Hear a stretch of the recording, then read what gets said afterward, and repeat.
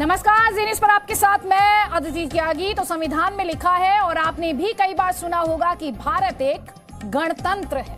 वैसे ऐतिहासिक रूप से भी देखा जाए तो भारत दुनिया के बहुत ही मजबूत और बड़े लोकतंत्र के तौर पर देखा जाता है, लेकिन देश में कुछ ऐसे नेता भी हैं जो अपने राजनीतिक स्वार्थ के लिए गणतंत्र की जगह गणतंत्र का समर्थन करते नजर आते हैं। जी हां, गणतंत्र की जगह गणतंत्र। इसकी ताजा मिसाल महबूबा मुफ्ती हैं, जम्मू कश्मीर की पूर्व मुख्यमंत्री और पीडीपी नेता। महबूबा मुफ्ती ने कश्मीर में आतंकवाद का समर्थन किया है। महबूबा मुफ्ती ये कहती हैं कि अगर घाटी के नौजवानों के पास रोजगार नहीं होगा तो बंदूक उठाने के अलावा उनके पास कोई विकल्प नहीं बचेगा। ये भड़काऊ बयान महबूबा मुफ्ती का, जिसमें वो बंदूक उठाने वालों का समर्थन कर रही हैं, कह रही हैं नौकरी नहीं तो बंदूक उठा ले, उन्हें कोई दिक्कत नहीं है। कब तक डंडे से दबाकर रखा जाएगा, ये महबूबा मुफ्ती सवाल पूछ रही हैं। लेकिन जिनका काम, चाहे वो महबूबा मुफ्ती हो, चाहे वो अब्दुल्ला फैमिली हो, फारूक अब्दुल्ला और उनके बेटे उमर अब्दुल्ला हो, इन्होंने कश्मीर में, जम्मू कश्मीर में शासन किया। इन पर जिम्मेदारी थी कश्मीर के युवाओं को आगे बढ़ाने की। ये काम इन्होंने नहीं किया। अपने शासनकाल में भी इन्होंने बंदूकें थमाई, बच्चों के हाथों में पत्थर थमाए, और अब जब नए कश्मीर की बात हो रही है, कश्मीर में विकास की बात हो रही है, तो महबूबा मुफ्ती भड़काने का काम कर रही हैं इस वक्त भी, और कह रही हैं रोजगार नहीं मिलेगा तो बच्चे बंदूक ही उठाएंगे, युवा बंदूक ही उठाएंगे। समर्थन कर रही हैं बंदूक उठाने का। उनकी बात तो नहीं हो रही है कि उनको कैसे बसाएं, बल्कि माहौल खराब किया जा रहा है कि हम जैसे लोग, जो वहां लोग रहते हैं, उनका रहना भी मुश्किल हो गया है। इतनी मिलिटेंसी बढ़ गई है इनके वक्त में। ये कहते थे मिलिटेंसी खत्म हो गई है। आज एक एक गांव से 10-10, 15-15 लड़के एक साथ चले जाते हैं, क्योंकि आपने जो एक आवाज थी, तमाम आवाजों को बंद कर दिया है। आपने लोगों के पास कोई रास्ता ही नहीं छोड़ा है, बीच का रास्ता ही नहीं छोड़ा है। लड़का सोचता है या तो मुझे जेल जाना है या बंदूक उठानी है, तो अच्छा है मैं बंदूक उठाऊं तो मैं मर जाऊं, वो ज्यादा बेहतर है जेल जाने से, क्योंकि बात नहीं करने देते आप किसी को।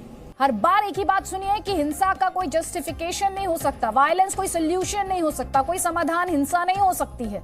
लेकिन बावजूद इसके महबूबा मुफ्ती, जो कि कॉन्स्टिट्यूशनल पद होल्ड कर चुकी हैं, जम्मू कश्मीर की सीएम रह चुकी हैं, सोचिए वो बंदूक उठाने का समर्थन करती हैं। अब इसे आप भड़काऊ बयान नहीं कहेंगे तो क्या कहेंगे? महबूबा मुफ्ती की नजर में अब बंदूक ही एकमात्र विकल्प बचा है। आप सोचिए युवाओं को किस तरह से बरगलाने का, उन्हें भटकाने का कैसे काम किया जा रहा है। जब इनका शासनकाल था तब उन्हें रोजगार नहीं दिया गया, अब नए कश्मीर की बात की जा रही है तो भी इन्हें चुभ रहा है। इसलिए चुभ रहा है क्योंकि इन्हें 370 का कवच चाहिए। 370 हटा दिया गया। इनसे जुड़ी जो इनके कामकाज को लेकर जो सच्चाई थी वो दुनिया भर के सामने आ गई। और इतना ही नहीं, पाकिस्तान से बातचीत की बात भी महबूबा मुफ्ती करती हैं, तो बंदूक को विकल्प बताती हैं और कहती हैं कि पाकिस्तान से बातचीत होनी चाहिए। सोचिए, ये जम्मू कश्मीर की पूर्व मुख्यमंत्री महबूबा मुफ्ती कह रही हैं। सियासी जमीन खिसक रही है और इन्हें लग रहा है कि गणतंत्र से नहीं, गणतंत्र से ये सत्ता में वापसी कर सकती हैं, और इसीलिए जो बंदूक उठाने वाले हैं उनका समर्थन करती दिखाई दे रही हैं महबूबा मुफ्ती, जब वो ये कहती हैं कि युवाओं के पास बंदूक उठाने के अलावा कोई विकल्प नहीं है। उनकी बात तो नहीं हो रही है कि उनको कैसे बसाएं, बल्कि माहौल खराब किया जा रहा है कि हम जैसे लोग, जो वहां लोग रहते हैं, उनका रहना भी मुश्किल हो गया है। इतनी मिलिटेंसी बढ़ गई है इनके वक्त में। ये कहते थे मिलिटेंसी खत्म हो गई है। आज एक एक गांव से 10-10, 15-15 लड़के एक साथ चले जाते हैं, क्योंकि आपने जो एक आवाज थी, तमाम आवाजों को बंद कर दिया है। आपने लोगों के पास कोई रास्ता ही नहीं छोड़ा है, बीच का रास्ता ही नहीं छोड़ा है। लड़का सोचता है या तो मुझे जेल जाना है या बंदूक उठानी है, तो अच्छा है मैं बंदूक उठाऊं तो मैं मर जाऊं, वो ज्यादा बेहतर है जेल जाने से, क्योंकि बात नहीं करने देते आप किसी को। हमारे साथ प्रेम शुक्ला जी हैं, बीजेपी का पक्ष रखने के लिए। अमित रैना हैं हमारे साथ, सोशल एक्टिविस्ट हैं, कश्मीरी पंडितों की मुखर आवाज भी रहे हैं। प्रेम शुक्ला जी, पहला सवाल, महबूबा मुफ्ती साफ साफ कह रही हैं आप माहौल खराब कर रहे हैं। आप कहते थे मिलिटेंसी खत्म हो जाएगी, मिलिटेंसी बढ़ रही है और बातचीत का, आवाज का कोई विकल्प नहीं छोड़ा गया है जम्मू कश्मीर में। सीधा आरोप लगा रही है वो बीजेपी पर। देखिए, उनकी कुंठा और हताशा का प्राकट्य है। अगर बातचीत नहीं करने दी जा रही तो कैसे बात कर रही है? वो बात कर रही है ना। अगर महबूबा मुफ्ती बात कर रही है तो सामान्य कश्मीरी भी बात करने का अधिकार है। और अगर कोई अगर बंदूक उठाएगा तो उसको मौत के घाट उतारने की भी जिम्मेदारी सुरक्षा बलों की होगी। अगर कोई जो है अराजकता की बात करेगा, कोई गणतंत्र की बात करेगा, बंदूक उठाकर जो है हिंसा की बात करेगा, तो हमारे जो संवैधानिक दायित्व है, उन संवैधानिक दायित्वों में ऐसे अराजक तत्वों को, ऐसे बंदूक उठाकर हिंसा फैलाने वालों को मौत के घाट उतारना सुरक्षा दलों का दायित्व है। तो वो सीधे सीधे जो है कश्मीर के युवकों को भड़काकर उनको मौत के घाट उतारने का आह्वान कर रही है। समझदार कश्मीरी युवक, कोई जो है महबूबा मुफ्ती, फारूक अब्दुल्ला, हुर्रियत कॉन्फ्रेंस, ये जो अलगाववादी अराजकतावादी तत्व है, इनके साथ नहीं खड़े हैं। और जब से अनुच्छेद 370 संशोधित किया गया है, वहां पर आतंकवाद को नियंत्रित किया गया है। सर वही तो वो कह रही है, यही तो वो कह रही है। आप कहते थे कि आतंकवाद खत्म हो जाएगा, लेकिन मिलिटेंसी तो लगातार बढ़ रही है, यही वो कह रही है। और साथ ही वो ये भी कह रही है, मैं चाहती हूँ अपने दर्शकों को सुनवा देते हैं सर, हम अपने दर्शकों को सुनवा देते हैं। वो ये कह रही है डंडे के जोर पर लोगों को दबाने की कोशिश की जा रही है। आज नहीं तो कल, कब तक ये डंडे से लोगों को दबा के रखेंगे? कब तक ये? मुझे पता है कि यहाँ के हमारे लोग, हमारे डोगरा भाई, वो कहते हैं अगर हम बात करेंगे, ये थाली और ताली बजा के हमारे घरों के बाहर जुलूस निकालेंगे कि भाई ये जी देशद्रोही है।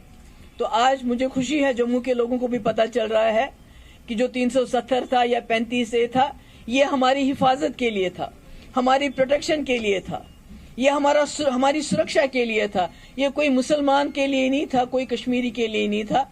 और मुझे खुशी है कि अब हम ये लड़ाई मिलके लड़ेंगे। अमित रैना, जल्दी से आपका कमेंट। नहीं, देखिए, मुझे आज इनके बयान से 1946 में जिन्ना का डायरेक्ट एक्शन का जो कॉल था वो याद आ गया। मुझे अभी तक जो ताजुब हो रहा है कि सरकार महबूबा के इतने बयानों के बावजूद उन पे कोई एक्शन क्यों नहीं ले रही है। ये अमेरिका की बात कर लेती हैं, पाकिस्तान की बात कर लेती हैं, आतंकवादियों की बात कर लेती हैं, खून की बात कर लेती हैं, और एक्शन एक भी नहीं ले रही सरकार। क्यों नहीं ले रही है मुझे नहीं पता। पूछ लेते हैं प्रेम शुक्ला जी, दीजिए जवाब, क्यों नहीं ले रहे एक्शन? नहीं, सरकार को जब आवश्यक लगेगा उनको फिर से जेल में ठोस देगी। सरकार किसी भी हिंसक तत्व को कहीं से भी किसी प्रकार का प्रश्रय नहीं देने वाली है। प्रेम शुक्ला जी, आपके हिसाब से भड़काऊ बयान है या नहीं है? तत्वों को साथ दे दे, निश्चित तौर पर भड़काऊ बयान है। तो एक्शन लेने के लिए और क्या चाहिए आपको? जम्मू एवं कश्मीर का प्रशासन इस पर एक्शन लेगा, ऐसा विश्वास है। सर, आपको विश्वास है या एक्शन लिया जाएगा? नहीं, एकदम जम्मू, देखिए ये एक्शन प्रेम शुक्ला तो ले नहीं सकते हैं, एक्शन लेगा कौन? जम्मू एवं कश्मीर का प्रशासन। जम्मू एवं कश्मीर का प्रशासन ऐसे भड़काऊ तत्वों के खिलाफ कार्रवाई करे, यही विश्वास है मेरा। ठीक है, आपका विश्वास है, लेकिन अपने आप में सवाल उठने लगते हैं सर, जिन सवालों का जवाब आपको भी देना पड़ेगा। जब आप कहते कुछ हैं और करते कुछ हैं, तो सवाल उठेंगे और उस सवालों के जवाब लिए जाएंगे। ठीक है सर। अमित रैना जी ये कह रहे हैं कि इन्हें उम्मीद है, लेकिन निश्चित तौर पर कार्रवाई होगी। ठीक है, इन्हें उम्मीद है, इन्हें भरोसा है कि एक्शन लिया जाएगा। अब मतलब आप एक्शन तब ले जब आपने 14 महीने उनको इसलिए डिटेंशन में रखा था कि क्योंकि आपको हालात ना खराब हो जम्मू कश्मीर में 370 के हटने के बाद।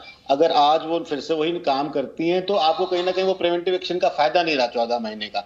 अगर वो तिरंगे का अपमान करती हैं और आप कहते हैं कि भड़काऊ बयान नहीं है, आज लोगों को बंदूक उठाने की बात हो रही है, खून की नदियों की बात हो रही है, वो भड़काऊ बयान नहीं, तो मुझे नहीं पता भड़काऊ बयान क्या है। इसके अलावा आपने पूरे विश्व में, पूरे हिंदुस्तान में कह रखा है कि हमने इनके गवर्नमेंट प्रॉपर्टीज ले ली, हमने इनके सब फैसिलिटीज ले ली। महबूब मुफ्ती आज भी अपने पुराने सरकारी निवास से, भारत सरकार यूनियन टेरिटरी ऑफ इंडिया का सरकारी निवास है वो फेयरव्यू रेजिडेंसेज, वहां से भाषण दे रही हैं देश के खिलाफ। उमर अब्दुल्ला गुप्ता डिक्लेरेशन कर रहे हैं, वो भी सरकारी निवास है। कम से कम जो इनके बेसिक एंटाइटलमेंट्स हैं जो इनके पास अब होने नहीं चाहिए, वो तक आपने इनसे वापस नहीं लिए। तो कहीं ना कहीं बयानबाजी में और ग्राउंड एक्शन में कहीं ना कहीं फर्क आ रहा है। और ये आप ख्याल रखिए, क्योंकि अभी डीडीसी के जो इलेक्शन आने वाले हैं, अगर यही हाल रहा तो डेंजरस ट्रेंड है। लोगों में डर पैदा किया जा रहा है कि वो चुनावी प्रक्रिया में शामिल ना हो। कहीं ना कहीं आपकी ग्राउंड लोड लेवल की जो डेमोक्रेसी रिस्टोर करने की बात चल रही है, उस पर इम्पैक्ट ना आ जाए। ठीक है प्रेम शुक्ला जी, ग्राउंड एक्शन और बोला जो जा रहा है, शब्दों में और एक्शन में फासला है सर? देखिए, ग्राउंड एक्शन आप बता दीजिए कि आप कल्पना कर सकते थे कांग्रेस के जमाने में कि अनुच्छेद 370 संशोधित हो जाएगा? आप कल्पना कर सकते थे कि फारूक अब्दुल्ला को जेल में डाल दिया जाएगा? आप कल्पना कर सकते थे महबूबा मुफ्ती जेल काटेंगी? आप कल्पना कर सकते थे जो प्रधानमंत्री के टेबल पर बैठकर सेवैयां खाते थे उन हुर्रियत के नेताओं को जो है पूरी तरह से जेल में डाल दिया जाएगा और उनकी संपत्तियों के खिलाफ जांच की कार्रवाइयां शुरू हो जाएंगी? तो कार्रवाइयां हो रही हैं। हो सकता है कि रैना साहब भी संतुष्ट ना हो, रैना साहब की संतुष्टि भर की कार्रवाइयां नहीं हो रही हो, लेकिन कार्रवाइयां हो रही है, उसका परिणाम दिखाई दे रहा है। पथराव रोका गया है, आतंकवाद पर नियंत्रण लाया गया है, और जो लोग हताशावश इस तरह के बयान दे रहे हैं वो भी ऐसे बयानवीरों के खिलाफ भी कार्रवाइयां सुनिश्चित है। ठीक है सर, लेकिन जब भड़काऊ बयान आएंगे, ठीक है अमित रैना जी 20 सेकेंड्स, उसके बाद इरफान हफीज लोन के हमारे साथ हैं जी। मैं प्रेम जी से सिर्फ ये अनुरोध करना चाहूंगा कि बिल्कुल मैं तो सराहना कर रहा हूं कि 14 महीने से जिस तरह से जम्मू कश्मीर में हालात को नियंत्रण में रखा गया है, वो 14 महीने 15 महीने का जो एडवांटेज है इस बयानबाजी से कहीं डिसएडवांटेज ना हो जाए, तो आपको इस पे अंकुश लगाना पड़ेगा और आपको कॉशियस रहना पड़ेगा, मेरी यही विनती जी। है। आपका कुल मिला के प्रेम शुक्ला जी वो यही कह रहे हैं कि नए हालात के मुताबिक एक्शन लेंगे ना, आप पास्ट ग्लोरी में नहीं रहेंगे, पास्ट ग्लोरी पर रेस्ट नहीं करेंगे। ठीक है, इरफान हफीज लोन, हिंदुस्तान गणतंत्र है, हिंदुस्तान गणतंत्र है, ये गणतंत्र क्यों मनाना चाहती है महबूबा मुफ्ती उसे? देखिए, गणतंत्र अगर आप मानते हैं, लेकिन हमारा कहना है कि जो आपने हमारे साथ अन्याय किया है, नाइंसाफी की है, हमारे साथ जुल्म किया है, तो लोकतंत्र में उसकी गुंजाइश नहीं है। आप सुनिए, आप बोलने नहीं देते। आपने हमारे साथ वाली ये लाइन ड्रॉ मत कीजिए सर, हम सब हिंदुस्तानी हैं।